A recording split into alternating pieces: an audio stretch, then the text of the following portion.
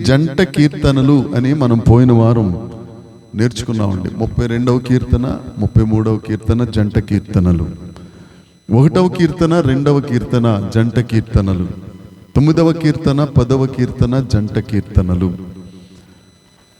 32వ కీర్తన దయను గురించి చెబితే 33వ కీర్తన అధికారం గురించి చెప్తుంది. ఇలా చాలా విషయాలు మనం నేర్చుకున్నాం. 12వ వచనం వచ్చేసరికి అక్కడ ఉన్న మాట ఏమిటంటే, యెహోవా దేవుడుగా కలిగిన జనులు ధన్యులు ధన్యులు.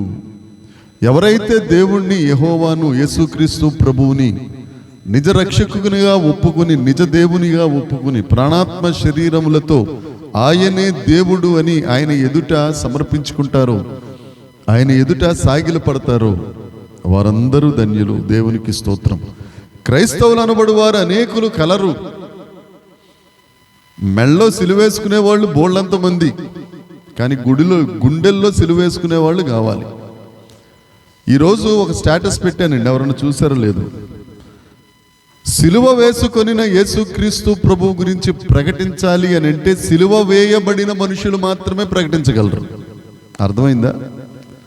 సిలువ వేయబడిన క్రీస్తును ప్రకటించాలంటే నువ్వు సిలువ వేసబడాలి ముందు, అప్పుడు ఆ బాధ తెలుస్తుంది. కాకరకాయ కూర బాగుందని చెప్పాలంటే ఏం చేయాలి? మనం కాకరకాయ కూర రుచి చూచి మనం తెలుసుకోవాలి. ఆ సిలువ వేయబడిన క్రీస్తును ప్రకటించాలి అని అంటే, ఆ యెహోవా దేవుడుగా కలిగిన జనులైన మనం ధన్యులుగా ఉండాలంటే, ఆయన స్వాస్యమైపోయిన వారు ధన్యులుగా ఉండాలి అని అంటే, ఆయన రూపంలోనికి, ఆయన పోలికలోనికి, ఆయన సువాసంలోనికి మనం మారిపోవాలి. 13వ వచనంలో భక్తుడు చెప్తారు, యెహోవా ఆకాశములో నుండి కనిపెట్టుచున్నారు ఆయన నరులందరినీ. 16వ వచనం ఆఖరి లైన్ చూస్తే, వారి క్రియలన్నీ విచారించువాడు వారిని దర్శించువాడు. 13వ కీర్తనలోనేమో దృష్టి ఉంచుతున్నారు, 15వ వచనంలోనేమో దర్శిస్తున్నారు. ఆయన మనల్ని దర్శించే దేవుడు, మనల్ని విజిట్ చేసే దేవుడు. ఏమండి, పోయిన శుక్రవారం కూడా మనం ఈ మాట చెప్పుకున్నాం. ఆయన మనల్ని దర్శించే దేవుడు అంటే అప్పుడప్పుడు నిన్ను విజిట్ చేస్తుంటాడు ఆయన. నువ్వు ఎలాగున్నావు, నీ మాట తీరు ఎలా ఉంది, నీ పరిస్థితి ఎలా ఉంది. ఆయన ఇచ్చిన రక్షణ భాగ్యం, అది ఎలాంటి భాగ్యం? అది ద్వితీయోపదేశకాండంలో ఉంటుంది. ఓ ఇజ్రాయేలు, యెహోవా రక్షించిన నిన్ను తీయండి ఒకసారి తీయండి, ఆ మాట తీయండి. ద్వితీయోపదేశకాండము 32వ అధ్యాయము ఆఖరి వచనం. ద్వితీయోపదేశకాండం అది కాదనుకోండి, 33 ఆఖరి వచనం చూడండి, పైన ఉంటుంది చూడండి. ఇజ్రాయేలు, నీ భాగ్యం ఎంత గొప్పది, యెహోవా రక్షించిన నిన్ను పోలిన వాడెవడు, ఆయన నీకు సహాయకరమైన కేడెం, నీకు ఔన్నత్యం కలిగించే ఖడ్గం, నీ శత్రువులు నీకు లోబడిపోయేటట్లు వారు వేషం వేస్తారు. ఆమేన్ ఆమేన్. అది రక్షణ అంటే. ఓ ఇజ్రాయేలు, నీ భాగ్యం ఎంత గొప్పది. ఆయన అంత రక్షణ ఇచ్చేసి నీకు కేడంగా ఉండి నీకు సహాయంగా ఉంటే, ఆయన విజిట్ చేసినప్పుడు, ఆయన దర్శించినప్పుడు నువ్వు ఆ రక్షణను కాపాడుకుంటున్నావా? ఆ రక్షణను తాకట్టు పెట్టావా? ఆ రక్షణను ఎక్కడన్నా దాచేసావా? వారి క్రియలన్నీ విచారించువాడు కదా, వారిని దర్శించే దేవుడు, దర్శించే దేవుడు. 13వ వచనం నుంచి తర్వాత 15కి వెళ్దాం. యెహోవా ఆకాశములో నుండి కనిపెట్టుచున్నాడు నరులందరినీ దృష్టిస్తున్నాడు. దేవునికి స్తోత్రం. 34వ కీర్తన 15వ వచనం 16వ వచనం ఒకసారి చూద్దాం. కీర్తనల గ్రంథం. యెహోవా దృష్టి ఎవరి మీద ఉందండి? నీతిమంతుల మీద ఉన్నది. ఆయన చెవులు వారి మొరల వైపు. నీతిమంతులను ఆయన చూస్తున్నాడు. నువ్వు యేసు ప్రభువుని నమ్ముకున్నావు, యేసు ప్రభుని అమ్ముకోకుండా చూసుకోవాలి నువ్వు. అందుకని ఆయన దృష్టి నీ మీద ఉంటుంది. ఈ నీతిమంతుడు కదా, నీతి మార్గాన్ని నడుస్తున్నాడు కదా, అలాగే ఉన్నాడా? ఏమన్నా డీవియేట్ అవుతుందా వ్యాపారం? చేదైన వేరు ఏదైనా మలుస్తుందేమో అని ఎప్పటికప్పుడు మన హృదయాన్ని మనం చూసుకోవాలి. చదువుకునే వాళ్ళకి 3 నెలలకి 6 నెలలకి 9 నెలలకి పరీక్ష అయితే మనకు రోజు పరీక్ష. ఎప్పటికప్పుడు మనం ఏం మాటలు మాట్లాడాం, ఈ రోజంతా ఏం మాట్లాడాం, ఏం చూసాం, ఏం ఆలోచించాం, ఇవన్నీ సాయంత్రం నువ్వు తరచి ఆలోచించుకుని జాగ్రత్తగా అన్నం గిన్నం తినేసి పడుకునే ముందు, దుప్పటి కప్పుకునే ముందు ఈ సెల్ఫ్ ఎగ్జామినేషన్ అనేది ప్రతి ఒక్కరి జీవితంలో ఉండాలి. ఎంతమంది చేసుకుంటున్నారో నాకు తెలియదు. దేవుడు ఇదంతా చూస్తాడు. అక్కడ ఉన్న మాట అదే, యెహోవా ఆకాశంలో నుండి ఏం చేస్తున్నాడట? కనిపెడుతున్నారండి. కనిపెడుతున్నాడు, చూస్తున్నాడు, ఎప్పటికప్పుడు నిన్ను చూస్తున్నాడు. నువ్వేం చేస్తున్నావు ఏంటని మరి నీ మీద కొంతమందిని వేగుల వారిని ఉంచాడు ఆయన. ఎవరు వారు? ఆకాశము భూమి. నువ్వేం మాట్లాడుతున్నావు ఇంటనే మీద భూమి, దీనికి జీవం లేదు, ఆకాశం చాలా దూరంలో ఉందనుకుంటున్నారేమో. తీర్పులోనికి వచ్చినప్పుడు ఆ 2 వస్తాయంట సాక్ష్యానికి. నేనేదో చెప్పాను బాబు, నువ్వు చాలా చెప్పలేదు తండ్రి నువ్వు అంటే, అప్పుడు భూమి వచ్చి కాస్త ఆగుతావా, నేను ఉన్నాను కదా సాక్ష్యం అంటది భూమి. ఆకాశం వచ్చి చెప్పుద్ది జాగ్రత్త, మాట జాగ్రత్త. ఏమండి సరదాగా కితకితలు పెట్టుకోవడానికి మాట్లాడారా, అవి కూడా లెక్కలోకి వచ్చేది. కనిపెడుతున్నాడు ఆయన, జాగ్రత్త. మొదటి పేతురు పత్రిక, పేతురు గారు రాసిన మొదటి పత్రిక 3వ అధ్యాయము 12వ వచనం. 3వ అధ్యాయం 12వ. ప్రభువు కన్నులు నీతిమంతుల మీదను ఆయన చెవులు వారి ప్రార్థనల మీద ఉన్నాయి. జాగ్రత్త. మనం ఎలా ఉన్నాం దేవుడు చూస్తున్నాడు. దినవృత్తాంతాలు 2వ దినవృత్తాంతాల్లో ఉంటుంది. యథార్థవంతులైన వారి మీద దేవుని కనుదృష్టి. లోకం అంతా సంచారం చేస్తుందట. యథార్థవంతులు ఎక్కడున్నారు, నీతిమంతులు ఎక్కడున్నారు? నువ్వు నీతిమంతుడు అయితే వెంటనే పికప్ చేస్తాడు, నువ్వు యథార్థవంతుడు అయితే వెంటనే పికప్ చేస్తాడు. అందుకనే మొదటి వచనంలోనే భక్తుడు ఏమంటాడు అని అంటే, స్తుతి చేయుట యథార్థవంతులకు. మనం స్తుతి చేస్తూ ఉంటే మనలో యథార్థత పెరుగుతూ ఉంటుంది. స్తుతి చేయటం అని అంటే పాస్టర్ గారు హల్లెలూయా హల్లెలూయా అనమన్నారు, స్తోత్రం అనమన్నారు. మనందరం కలిసి దేవుడిని స్తుతిద్దాం స్తోత్రం అని అంటే కాదు, ఆత్మతో సత్యముతో దేవుణ్ణి ఆరాధించేవాడు. 14వ వచనం చదువుదాం. తానున్న నివాస స్థలములో నుండి భూలోక నివాసులందరి వైపు ఆయన చూచుచున్నాడు. ఆయన వారందరి హృదయములను ఏకరీతిగా నిర్మించాడు. మనలందరినీ, వారి క్రియలన్నీ ఎలా ఉంటాయంటే వారి హృదయాలు, ఇర్మియా గ్రంథంలో ఉంటుంది 17వ అధ్యాయం 9వ వచనంలో, హృదయము ఘోరమైన వ్యాధి గలది. చూడండి ఒకసారి ఇర్మియా 17:9. దానిని బాగు చేయగలిగిన వాడెవడు? క్యాన్సర్ కూడా టాబ్లెట్లు వచ్చేసినాయి అంట.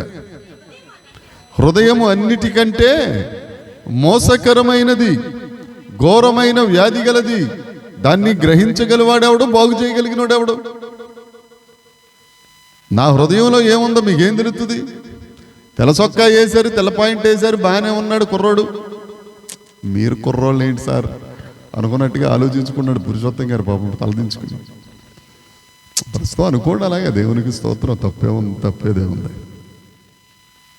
మన హృదయాలన్నీ అలాంటివి, ఘోరమైన వ్యాధి గలవి. దాన్ని గ్రహించగలిగిన వాడు ఎవడలేడు.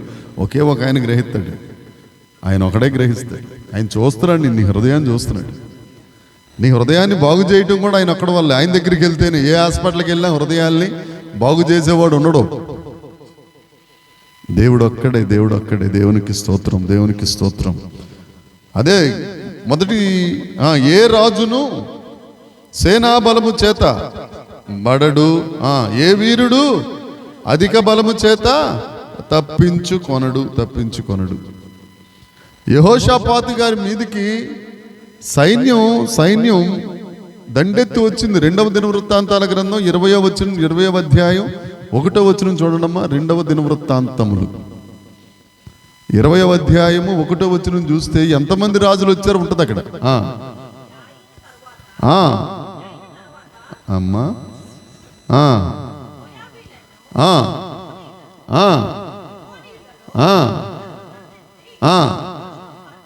యెహోషాపాతు కాదండి,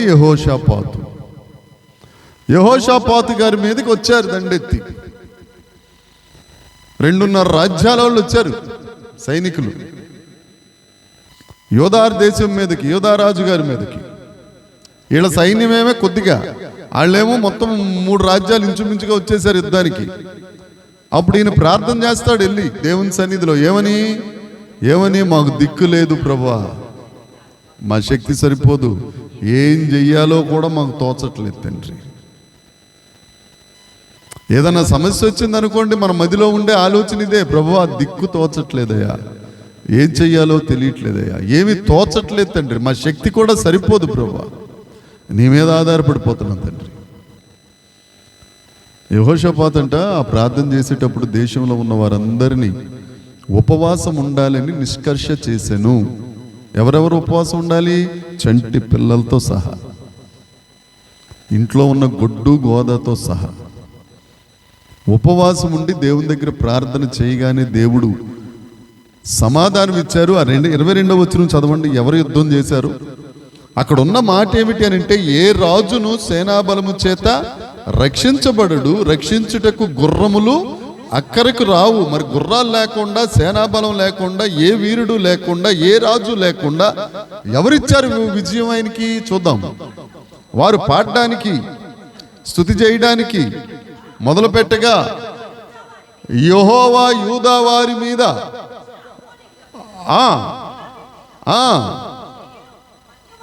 మన్యపు వాసుల మీదను మాటు కాండ్రను పెట్టాను. ఎవరు పెట్టారండి? ఎవరు పెట్టారు? దేవుడే.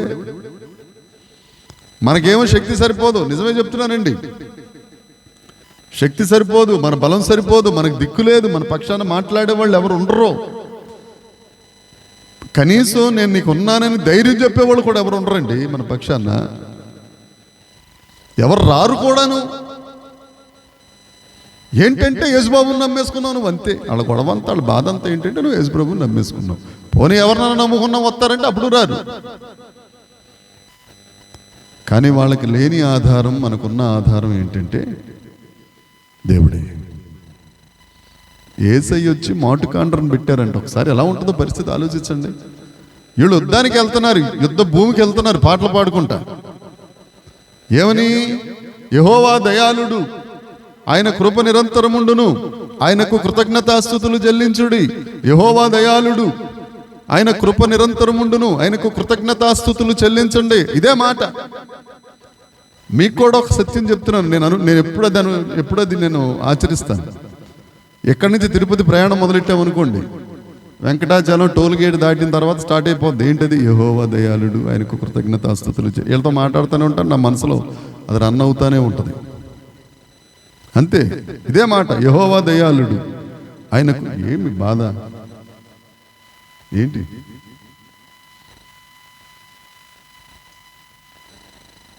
నాకు ఎప్పుడు కనపడలేదన్నారు చూస్తున్నారు. నా మనసులో మీకు అట్ట కనపడదు, మీ మనసులో నాకేమో తిరుగుతుందో. ఇప్పుడు యజ్రక్తం చెయ్యం, దేవునికి ఏం పాపం అక్క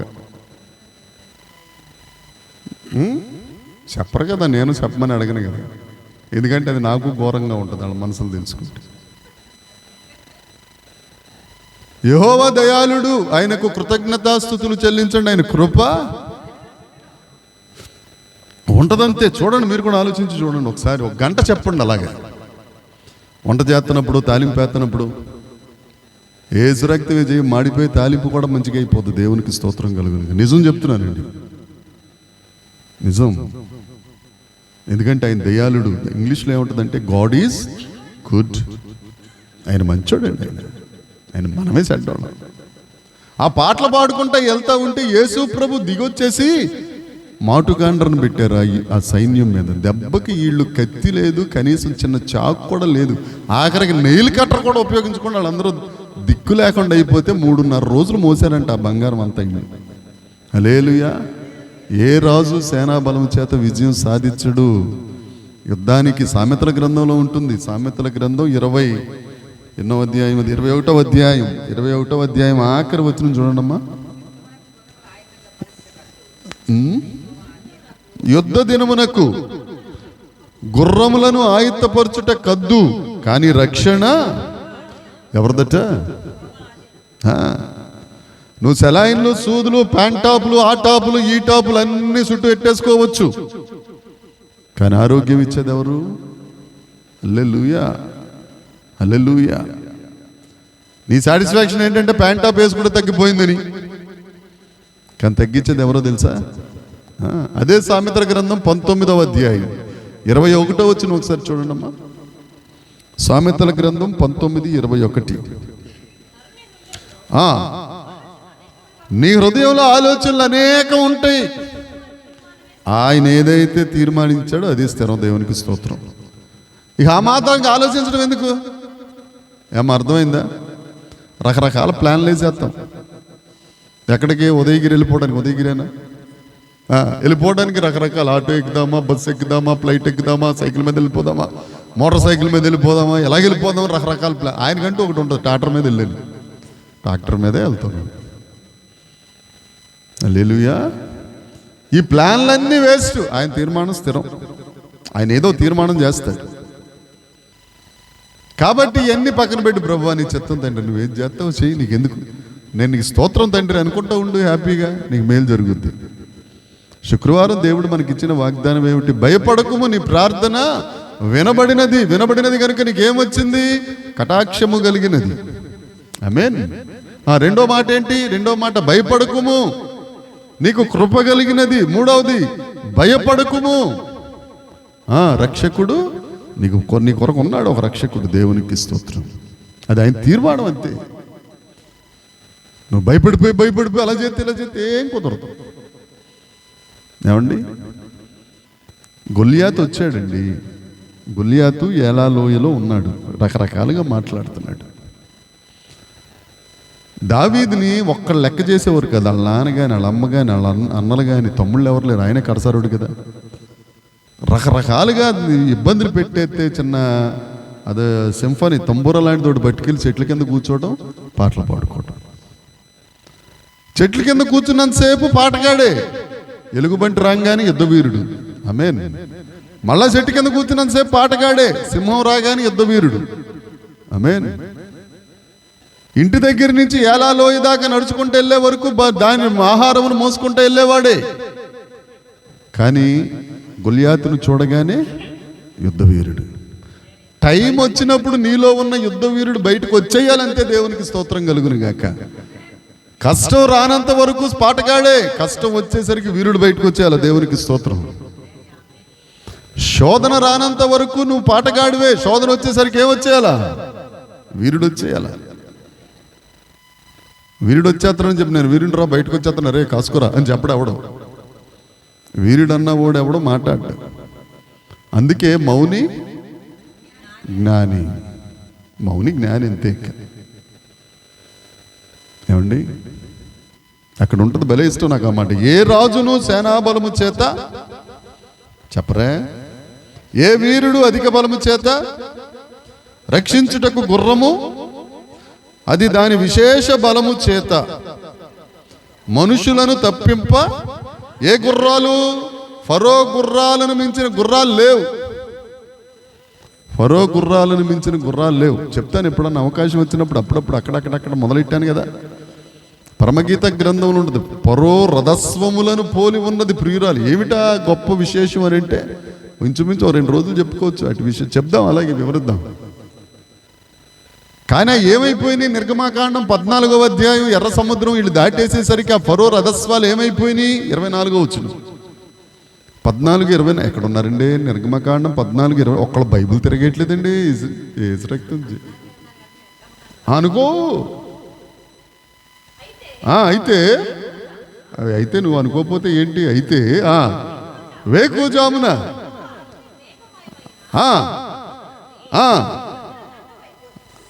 ఏంటంటే, యేసు రక్తమే జయము. అమ్మా ఏం పడ్డది? ఎందుకో తప్పులు చదివిన ప్రభువు నన్ను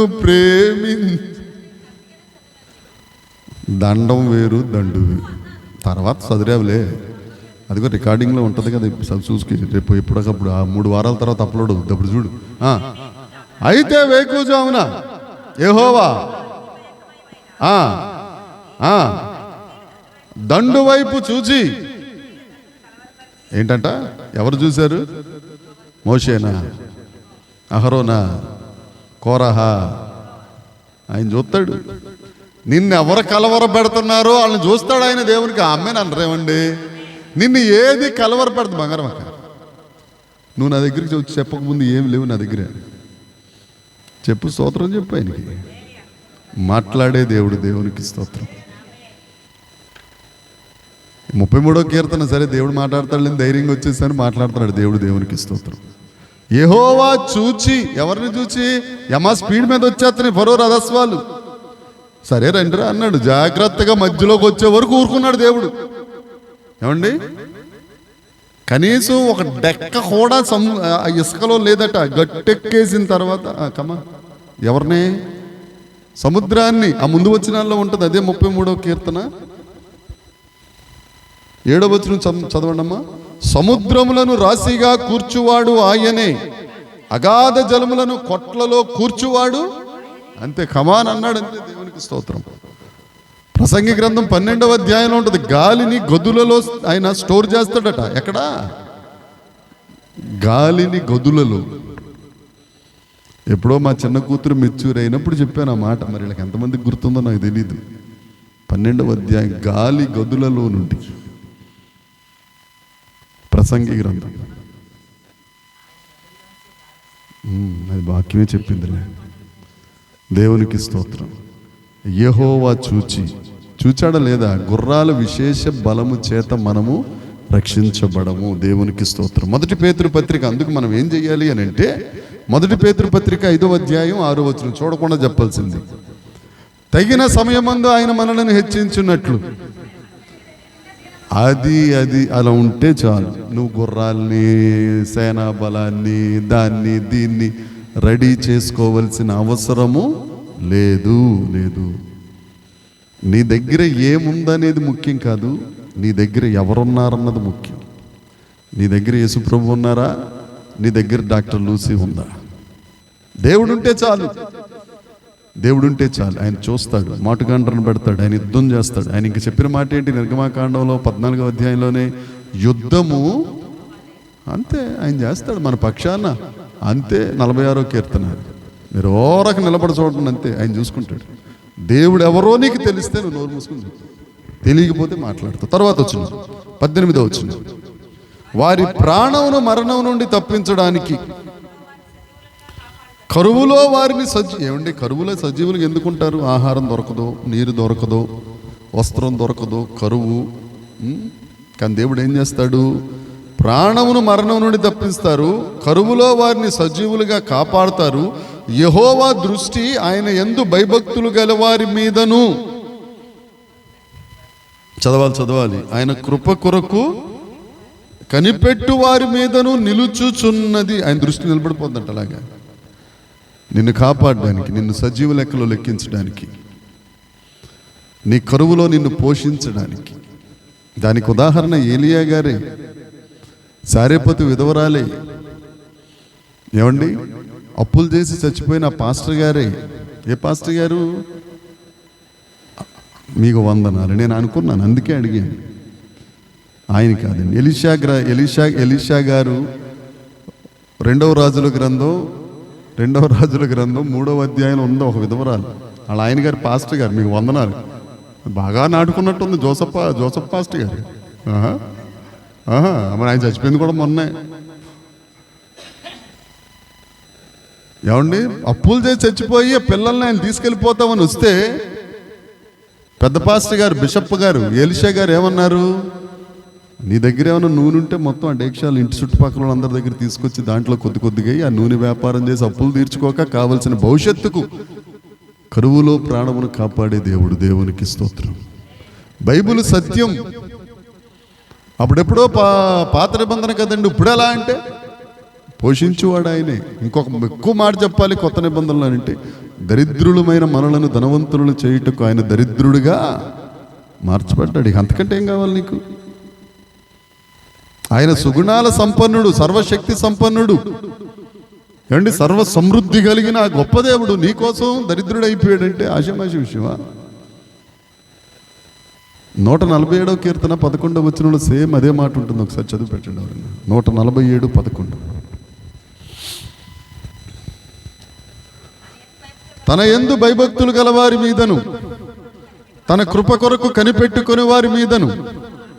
దేవుడు నువ్వు కృప కొరకు కనిపెడతా ఉంటే, అందుకే కృప కోసం వేడుకోండి. కృప కలుగునుగాక, కృప కలుగునుగాక, కృప కలుగునుగాక, కృప కలుగునుగాక, కృప కలుగునుగాక అంటే ఒక్కడ మ్యూడు తీస్తారు కానీ సౌండ్ వినపడదు. ఈ మధ్య మరి ఎక్కువైపోయింది ఇది. ఈ నిశ్శబ్దము నశించునుగాక. చర్చిలోను కాన్ఫరెన్స్లో కూడా అంతే. అమ్మ అందరూ మ్యూట్ తీసి దేవుడిని స్తుతించండి అమ్మంటే మ్యూట్లు తీస్తున్నారు, సౌండ్ వినపట్ల. సౌండ్ వినపడితే నాకు కనీసం మీరు మాట్లాడినట్టుంటే అక్కడ బ్లింక్ అవుతుంది, అది బ్లింక్ కూడా అవ్వట్లేదు. కృప కొరకు వేడుకొని వారి ఎడల ఆయన ఏం చేస్తారట? చదవండి, మరొకసారి చదవండి. 147:11. తన యందు భయభక్తులు గల వారి మీదను తన కృప కొరకు కనిపెట్టుకొని వారి ఎడలను దేవుడు ఆనందిస్తాడు. సుమా, నువ్వు ఆయన ఆనందింపజేయటువంటి ఆశమాష విషయం కాదు. ఆయన యందు మనం ఆనందించవచ్చు, నెహెమ్యా గ్రంథం 9వ అధ్యాయం ప్రకారం. కానీ మనల్ని బట్టి దేవుడు ఆనందిస్తే దేశాన్ని స్వతంత్రించుకునేటట్టు చేసేస్తాడు, సంఖ్యాకాండం 14వ అధ్యాయం ప్రకారం. ఆయన ఆనందింపజేయటువంటి ఆశమాష ఏంటండి? ఇంకో రకంగా చెప్పొచ్చు, మనుషుల్ని ఆనందింపజేయడం చాలా కష్టం, కానీ దేవుడిని ఆనందింపజేయడం చాలా ఈజీ. ఆ ట్రిక్ ఏంటి అని అంటే, ఆయన యందు అతిశయించాలి. ఇర్మియా గ్రంథం ప్రకారం, కీర్తన 47 ప్రకారం ఆయన యందు భయభక్తులు కలిగి ఉండాలి. కీర్తన 147:11 ప్రకారం ఆయన కృప కొరకు వేడుకుంటే చాలా ఆనందించేస్తాడు. ఆయన చాలా ఈజీ. నా దేవుడండి అని గర్వంగా నువ్వు జనాల మధ్య చెప్పుకున్నావు అనుకో, మురిసిపోతాడు నిన్ను చూసి దేవుడు. నీ ప్రాణాన్ని దప్పిస్తాడు, కరువులో నిన్ను పోషిస్తాడు. హల్లెలూయా, హల్లెలూయా. 20వ వచనం, మనము యెహోవా పరిశుద్ధ నామమందు నమ్మికించున్నాం, ఆయనను బట్టి నువ్వు ఎప్పుడైతే ఆయన యందు నమ్మకం ఉంచుతావో. 32వ కీర్తన 33వ కీర్తన 1వ వచనం చూడకుండా చెప్పాలి. నీతిమంతులారా యెహోవాను బట్టి ఆనందగానము చేయుడి. ఇంకా ఉంది తర్వాత లైను, స్తుతి చూసేస్తుంది అక్కడ. మీకు క్విజ్ పెట్టేయాలి. క్విజ్ పెడితే నేనే గెలిచేస్తాను. అప్పుడు పెట్టిన క్విజ్ లాగా ఉంటుంది మనం పెడితే క్విజ్. ఆమేన్. అప్పుడు పెట్టారు క్విజ్, ఎక్కడికక్కడ పేపర్ లీక్ అయిపోతుండే. మనం పెడితే అలా ఉండవు. ఈసారి కిస్మిస్ గురించే క్విజ్ పెడదాం. 50 ప్రశ్నలే, ఒక్కొక్క ప్రశ్నకి 2 మార్కులు. అప్పుడు ఫీజు లేదు, ఇప్పుడు ఫీజు పెడదాం. మనిషికి 50 రూపాయలు ఫీజు. ఏమండి? సరే, ఇవన్నీ మేము చూసుకుంటాం, మీకు ఎందుకు, మీరు అలా ఉండండి కాముగా. పెద్దలు మేము చూసుకుంటాం కదా. అందుకే పాపం లెక్కట్లెక్క గడ్డం పెంచేస్తాడు ఆయన. గట్టిగా ఉజులు చేస్తాడు, ఇచ్చేసి ఇంద్రం చెలికి ఇచ్చేస్తాడు.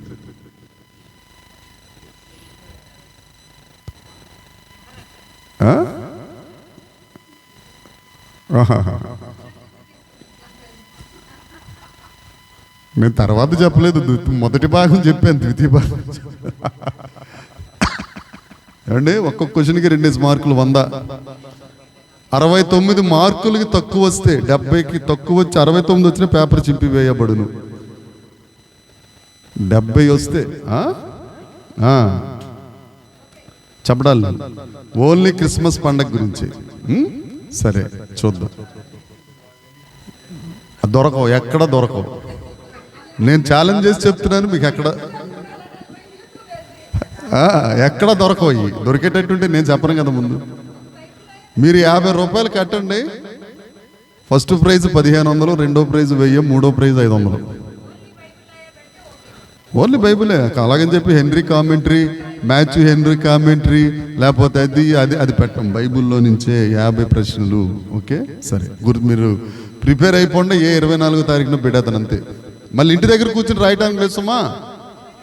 ఇక్కడే ఫ్రెండ్ ఆన్ ఫోన్ ఉంటాయి, ఇలాంటివి కొన్ని చెత్తలు. ఒకసారి ఫ్రెండ్కి ఫోన్ చేసి కనుక్కుంటాను, అలాంటివి లేవు. ఇక్కడ కూర్చొని రాయాలంతే. పక్కన కూడా వాళ్ళిద్దరిని అసలు కూర్చోబెట్టండి. మీ ఇద్దరిని ఆ మూలకలు, ఈ మూలకలు మీ ఇద్దరిని. పాపమ్మకే ఇన్విజిలేటర్. ఎవరు కాపీ కొట్టకుండా చూడాలి. ఎక్కువ తర్వాత కాపీ కొడుతున్నారంటే నీ ఇష్టం, వాళ్ళని ఏ పనిష్మెంట్ ఇచ్చినా నేను ఒప్పుకుంటాను. ఎక్కడి నుంచి కిందకి ఇసిరేసినా ఇబ్బంది లేదు, వేసి రక్తం చేయం. ఆవిడ పరిచయం అవుతుంది ఆవిడ. దేవునికి స్తోత్రం. మనము యెహోవా పరిశుద్ధ నామమందు నమ్మిక ఉంచి ఉన్నాము, ఆయనను బట్టి మన హృదయము ఎందుకు సంతోషిస్తుంది? కారణం ఏంటి? 115వ కీర్తన 9వ వచనం, 10వ వచనం, 11వ వచనం, 12వ వచనం, తొందరతో చదువు. 115వ కీర్తన.